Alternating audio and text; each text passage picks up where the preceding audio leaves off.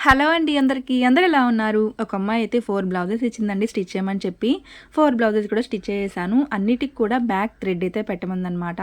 ఇలా పెట్టేశానండి. ఇంతకుముందు ఎవరైనా సరే బ్యాక్ థ్రెడ్ పెట్టమని చెప్తే నాకు చాలా భయమేసేది. ఎందుకంటే లావుగా వచ్చేసేదనమాట. సరిగ్గా సూదిలో నుంచి నేను సరిగ్గా లాగలేకపోయేదాన్ని. లావుగా వచ్చేటివి. ఇప్పుడు అలా కాదండి. చాలా సన్నగా, చాలా బాగా పెడుతున్నాను. వాళ్ళకి కూడా బాగా నచ్చుతుంది. నాకైతే ఇంకా బాగా నచ్చుతుంది. ఇంత సన్నగా పెడుతున్నామంటే మనకు నచ్చుతుంది గదా! ఇదంతా కూడా ఈ లూప్ టర్నర్‌తోనే సాధ్యమనమాట. 1 ఇయర్ అయిందండి తీసుకొని. 90 రూపీస్ పడింది నాకు అప్పుడైతే.